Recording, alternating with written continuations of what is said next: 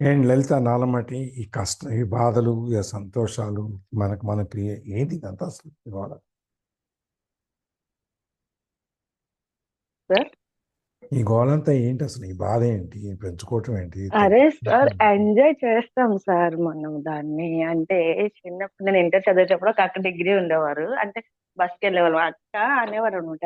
ఏదైనా చిన్న గాయం అయితేనంట అక్క గాయాన్ని ఎంజాయ్ చేసేవారంటే పెయిన్ వస్తుంది కదా, పెయిన్ ని భలే ఉంటదిరా. పెయిన్ ఎంత టేస్టీగా ఉంటదంటే ఆ పెయిన్ తగ్గిపోయాక మళ్ళీ ఇంకేదైనా తగిలితే బాగుండేదేమో, టేస్ట్ ని ఎంజాయ్ చేయొచ్చు ఆ పెయిన్ ని అన్నట్టు. మనం అంత దాన్ని ఎంజాయ్ చేస్తాం సార్, తెలియకుండానే ఎంజాయ్ చేస్తాం అనమాట. అందుకని మళ్ళీ దాన్ని కోరుకుంటూ ఉంటాం అనమాట. మేబీ మనకు అలాంటివి రాకుండా ఉండాలి అని అంటే కనుక అదేంటో గుర్తురానంత బిజీగా మన లైఫ్ డిజైన్ చేసేసుకోవాలి. అప్పుడు అదనేది మన లైఫ్ లో ఉండదు, దానికి అదే తెలియకుండానే అరేంజ్ అయిపోతుంది. ఇంకా దానికి ప్లేస్ అనేది ఉండదు కదా. అలా రెండు మనకు ఉన్నాయి, అన్ని అవకాశాలు ఉన్నాయి, ఆపర్చునిటీస్ ఉన్నాయి. కాకపోతే ఎందుకులే దాన్ని ఎంజాయ్ చేద్దాం అనుకుంటే అక్కడ మాత్రం స్ట్రక్చర్డ్ గా ఉండి ఎంజాయ్ చేస్తూ ఉంటాం. అందుకనే పొద్దున పూట మనం వేసే సాంగ్లో ఏమిటది? Thank you for the pain, thank you for the joy. Yes sir. అవును. మన పొద్దున రాంగ్ అది వినం కదా ఆ పాట. సార్ ఇంకొక విషయం చెప్పనా, మొబైల్ డివైస్ అస్సలు వినిపించట్లేదు. నేను ఏం చేయను, జాయిన్ అవుతున్నా లీవ్ అవుతుంది. అట్లీస్ట్ ఇంకొకసారి జాయిన్ అయినా రీజాయిన్ కి వినబడతదేమో అన్నట్టు. ఎలాగో బ్లూటూత్ తెచ్చుకుని మళ్ళీ ఇప్పుడు ఉదయం ఇది ఎవరికో ఒక్కొక్కరికి చాలా టిఫిన్ టీతో కానీ డే స్టార్ట్ అవుతుంటారు చూసారా. నాకు ఈ సెషన్ వినకపోతే అసలు డే స్టార్ట్ అయినట్టే ఉండదు.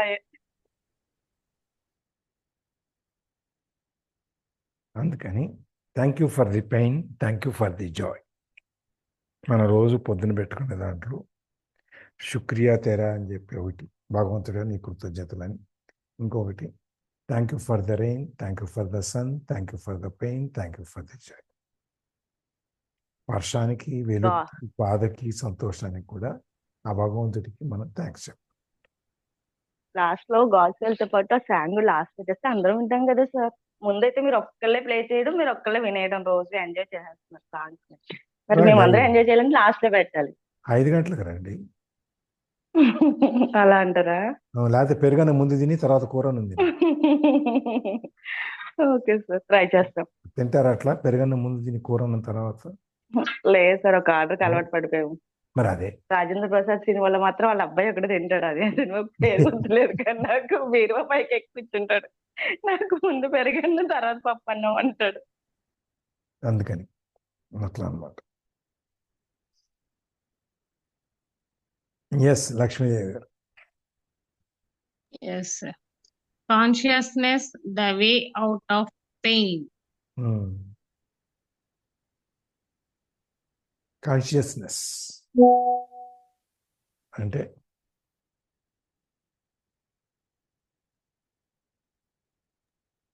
స్పృహ. స్పృహ అంటే ఏదో మనకి మూర్ఛలో నుంచో లేకపోతే ఏదో నుంచో బయటకు వచ్చి అచేతనంగా పడి ఉండి ఒకసారి బయటికి రావటం అని కాదు. కాన్షియస్నెస్ అంటే మానసికంగా స్పృహలో, ఈ భౌతికమైన స్పృహలో నుంచి మానసికమైన స్పృహలో, the way out of pain. బాధలో నుంచి మనం ఎలా బయటికి వచ్చే మార్గం ఏంటి? ఇప్పుడు బాధ గురించి చెప్పినప్పుడు, మనకి ఒంట్లో బాగలేదని చెప్పినప్పుడు దాన్ని తగ్గించుకోవడానికి ఏదో మార్గం చూడాలి కదా. చూడాలా?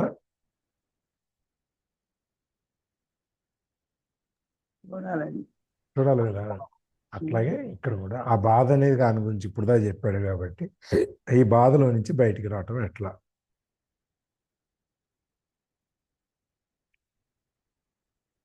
చదవండి.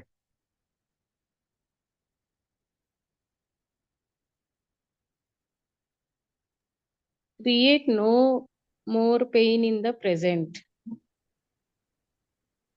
Nobody's no life more is pain in the present. ఇప్పుడు దాకా ఉన్న బాధ ఏదో ఉంది, దాన్ని అట్లా ఉంచేయండి. ఇంకా కొత్తదాన్ని తీసుకురామాకండి. కొత్త బాధని, కొత్త విచారాన్ని తెచ్చుకోవద్దు. ఇప్పుడు దాకా ఒక స్టేజ్లో ఉన్నాం కదా, ఆ స్టేజ్లో దాన్ని అట్లా ముందు మనం ఏదైనా బయటికి రావాలంటే ఏం చేయాలి? ఎక్కడున్నామో అక్కడ ఆపాలి. తర్వాత మెల్లగా దాన్ని పక్క జరుపుకుంటే వెళ్ళాలి. అంతే కదా, అంతే కదా మనం చేసేది. అంతే. అంతే కదా. So create no more pain in the present. ఇప్పుడు ప్రస్తుతంలోకి మీరు ఇంకా కొత్త బాధని తీసుకురావద్దు. చూద్దాం అదేంటో. Nobody's life is entirely free of pain and sorrow. Isn't it a question of learning to live with them rather than trying to avoid them? Yes, ఈ బాధలు, విచారాలు, కష్టాలు ఇవన్నీ ఎవరి జీవితంలో లేకుండా ఉంటాయా? అందరి జీవితాల్లో ఉంటాయి. మన ప్రశ్న ఏంటంటే question of learning to live with them. ఇప్పుడు వాటితో బతకటమా, లేకపోతే వాటిని మెల్లగా తొలగించి బతకటమా? ఈ బాధలు, నొప్పులు వాటితో బతకటమా, లేదంటే వాటిలో నుంచి బయటకు వచ్చి బతకటం? ఇప్పుడు ప్రశ్న అదే కదా మనకి, ఎలా అనేదే కదా, అంతేనా?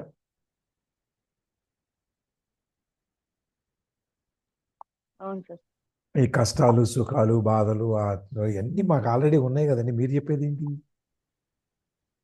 మాకు తెలుసు కదా, దానికి ఇంత పుస్తకం కొత్త చదవాలి. వెర్షన్ కొత్త వెర్షన్ ఏదో చెప్తారేమో అని అది చూస్తున్నాను సార్, వెయిట్ చేస్తున్నాను.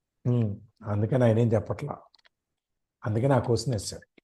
దాంతో బతుకుదాం, బాధలు, కష్టాల్లో, విచారాల్లో అనంతంగా బతుకుదామా, లేదు వాటి నుంచి బయటకు వచ్చి బతుకుదామా?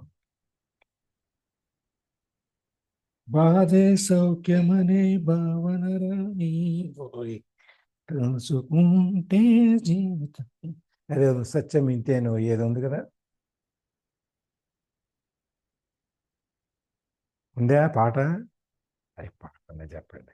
అదే మైండ్ కి ఒక్కొక్కరు మైండ్ కి ఒక్కొక్కటి వస్తుంది సార్. మీకు అది వచ్చింది మీ మైండ్ లోకి, అందుకని మేము ఎప్పుడైనా గుర్తు చేసుకుంటాం.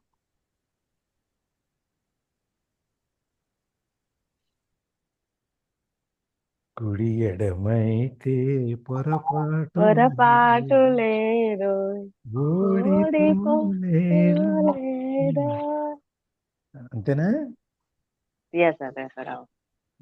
బాధే. చూడండి, మందు కొట్టేసిన తర్వాత కూడా దేవదాస్ అంత గొప్పగా పాడేశాడు. అప్పుడే వస్తాయి సార్ అసలే సత్యాలని బయటికి. అదే మరి ఆత్రేయ గారిని రాయాలంటే 10 పాటలు రాయమంటే ఒక హోటల్లో రూమ్ పెట్టేసి ఆ రూమ్లో మందు సీసాలను పెట్టేసి నువ్వు ఎన్న తాగి రాయమన్నారు. అందుకని ఆయన తాగి మరి రాస్తాడు. మనకు అలవాట్లు లేవు కదా సార్, అందుకని మనకి బయటికి రావట్లేదు. అందుకనే బాధే సౌఖ్యమనే భావన రాని ఓ ఏం చెప్పు, తెలుసుకుంటే సత్యమింతే నోయి. ఎంత గొప్పగా ఉంది కదా సాహిత్యం అక్కడ. అవునండి.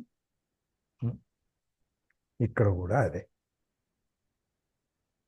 ఎవరు దాంట్లో బాధలు, కష్టాలు, సుఖాలు లేని వాళ్ళు ఎవరు లేరు. గౌతమ్ అదానికి ఉంది, ముఖేష్ అంబానీకి ఉంది, అనిల్ అంబానీకి ఉంది, మనకి, మోడీ గారికి కూడా ఉంది. ఆయనకి అందరికంటే ఎక్కువ ఉంది. ఎవరి కష్టాలు వాళ్ళేయండి. సీత కష్టాలు సీతకి, సీత కష్టాలు సీత కష్టాలు సీత.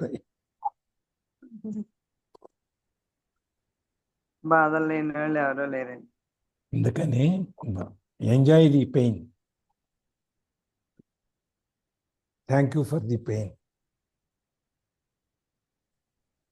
ఎంత గొప్ప సత్యాన్ని చెప్పాడు చూడండి. బాధే సౌఖ్యం అనే భావన రాని. ఈ బహుశా ఈ బుక్ రాసి ఉంటాడు ఆ పాట రాసేటప్పుడు. 50 ఏళ్ళ పైన అయిపోలే ఆ పాట, దేవదాస్ సినిమా వచ్చి ఏంటో సార్ అయింది, పైన అయింది. అట్లాంటిది ఈయన పుస్తకం రాసింది ఈ మధ్యనేగా. సో ఈయనకి మన మార్గదర్శకులు వీళ్ళు అనమాట.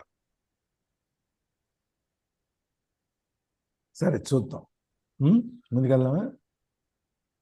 6:30 అయింది, ఇక్కడ ఆపేద్దామా ఈ ప్రశ్నతో? 1955 అంట sir Devdas old movie time. 1960 50 ఏంటి, 75. 60 ఏళ్ళు. 55 సార్, 55. 70 ఏళ్ళు అయింది మరి. సో ఇక్కడ ఆపుదాం.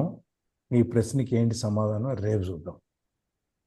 ఎందుకంటే ఇక నుంచి నాకు యోగా క్లాస్ మొదలైతే 6:30 క్లోజ్.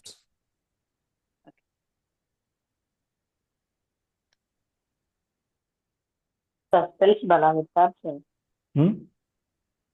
ಸಸ್ಪೆನ್ಸ್ ಎಲ್ಲ ಬಲ ಬಿಡ್ತಾರೆ ಸರ್. ರೇಪಟಿಗೆ అని క్వశ్చన్స్.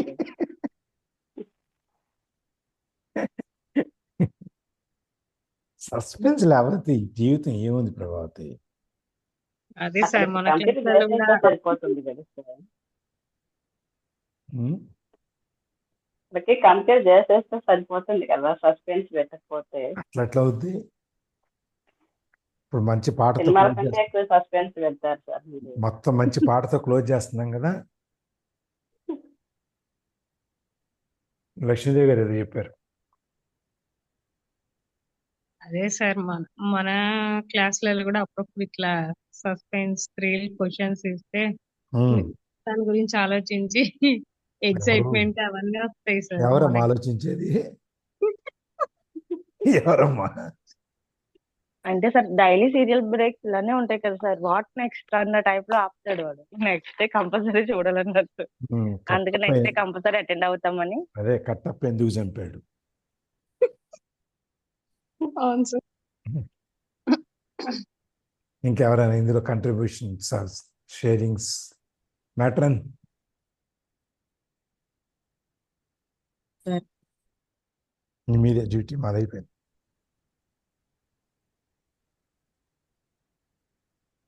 ఎవరైనా షేరింగ్స్ ఉన్నాయా అండి? Pratyusha ma'am, Soumya ma'am.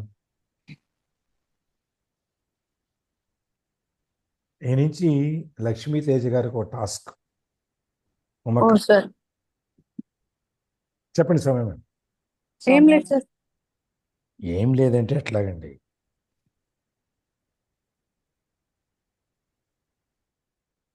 నీ నుంచి లక్ష్మీ తేజ గారు ఒకటి రోజు ఒక టాస్క్ ఏంటంటే, ఉమక్క మీకే రోజు ఒక క్వశ్చన్ వేయాలి. ఏదో వేయాలి సార్. ఉమ్. Okay done. మీరేం పోయింది అన్నట్టు. వేస్తుంది సార్, వేస్తుంది.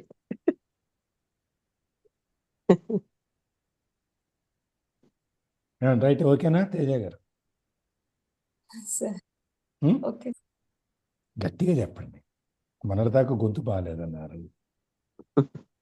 మీరు మాట్లాడుతూ ఉండండి, లక్ష్మీ తేజ గారు గొంతు వచ్చేస్తుంది. ఉమ్. గొంతు వచ్చేసిందండి. క్వశ్చన్ అంటే క్వశ్చన్స్ ఏం వేస్తాను సార్. ఏదో క్లాస్ question జరిగిన దాంట్లోంచి ఏదో ఒక క్వశ్చన్ రైజ్ చేయండి. జరిగిందంటే మీకు ఎక్కడి నుంచి ఇంట్లో నుంచి విన్నదైనా అనుభవంలో వచ్చింది ఏదైనా అడగచ్చు.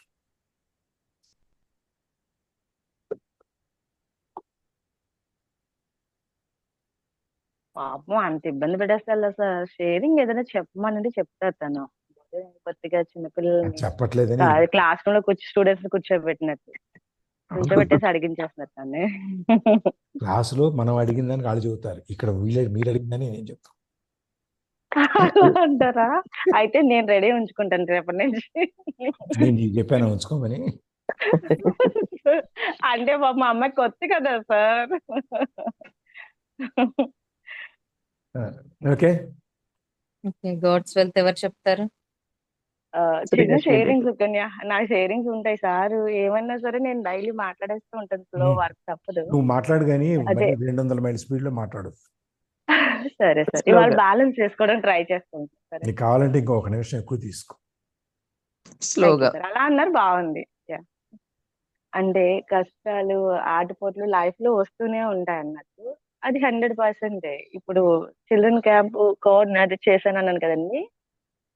నేను అడుగుపెట్టిన ప్రతిసారి అఫ్ కోర్స్ ఈ పర్మిషన్ అనేది నాకు ఇంకెప్పుడు ఉండదు. ఓకే, నేను ఎండ్ ఆఫ్ ది పాయింట్ అయిపోయినా ఇంకా పర్మిషన్స్ ఇవ్వలే అన్నట్టు నేనే డేట్ చేసి వెళ్ళిపోతాను. అంటే ఏం కాదు, తను బయటకు వెళ్తుంది, వాళ్ళ మిస్సెస్ అక్కడ వెళ్తుంది, క్లాస్ చెప్తుంది అని ఎవరైనా అంటారేమో అని భయం అంతే. అయినా సరే నాకు ఇంకా పిల్లలకి అంటే ఫిక్స్ అయిపోయింది కదా. ఒక్కసారి డ్రాప్ చేయండి. 1 కిలోమీటర్ డిస్టెన్స్ ఉంటది అనమాట. మేబీ నాకు తోడు పిల్లలు ఉన్నారు, నడిచి వెళ్ళిపోతున్నాను. ఒక్కొక్కసారి ఇప్పుడు నేను సింగిల్ వెళ్ళాల్సి వస్తే కొంచెం డ్రాప్ చేయండి అక్కడ అంటే నాకు సంబంధం లేదు, అసలు నాకు సంబంధం లేదని వెళ్ళిపోయేవారు. అలా ఇంకా వచ్చేటప్పుడు కూడా మాక్సిమం ఇంకొక నా అదృష్టం ఏంటంటే ఏ ప్రోగ్రామ్ లేదంటే చాలా స్లోగా వెళ్తుంది ఇంట్లో పని అంతా. ప్రోగ్రామ్ ఉందంటే చక్కగా టైం టు టైం అన్ని పనులు అయిపోతాయి అని. వచ్చేటప్పుడు కూడా ఆయన ఇంటి దగ్గర భోజనానికి వచ్చే టైం అయితే నేను వచ్చేటప్పటికి ఫేస్ అప్పుడు కూడా డిఫరెంట్ రియాక్షనే. అరే ఎందుకు వచ్చింది నాకు అంత లైట్ తీసుకుంటే పోయి అని చాలా సార్లు అనిపించేది. కానీ లైట్ తీసుకుంటే ఏం కాదు, వాట్సాప్ మెసేజెస్ కానీ ఏవైతే ఉన్నాయో అవి నాకు సపోర్ట్ చేస్తున్నాయి అన్నట్టు. ఆటపాటలు లేని లైఫే లేదు, ఆటంకాలు లేని జీవితమే లేదు. ఆటపాటలు కాగేవా నీ జీవితం అక్కడే స్టక్ అవుతుంది, వాటిని అధిగమించి ముందుకెళ్ళేవా నీ జీవితంలో ముందుకెళ్ళిపోవచ్చు. మంచి మెసేజెస్ నా కోసం అనుకుంటా అన్నట్టు వాటిని డైజెస్ట్ చేసుకోవడం, ముందుకెళ్ళిపోవడం. అలా ప్రతి పరిస్థితి అంటే ఒక్కొక్కరికి ఒక్కో రకంగా ఉంటుంది అది. అంటే నేనంటే జస్ట్ ఫర్ ఎగ్జాంపుల్ గా చెప్పుకుంటాను, కానీ నాకు ఇంక వేరే ఎక్కడ బేబీ చెప్పాలంటే యూనివర్స్ లో కానీ నా లైఫ్ లో కానీ ఎక్కడ ఆపోజిట్ యాంగిల్ లేదు. ఇంకా అది ఫైనాన్షియల్ కానీ, హెల్త్ పర్పస్ కానీ, అండ్ చుట్టూ ఉన్న ఎన్విరాన్మెంట్ పర్పస్ కానీ, నా చుట్టూ ఉన్న సరౌండింగ్ పీపుల్ పర్పస్ కానీ, అందరు ఫుల్ సపోర్ట్ అని చెప్పచ్చు 100%.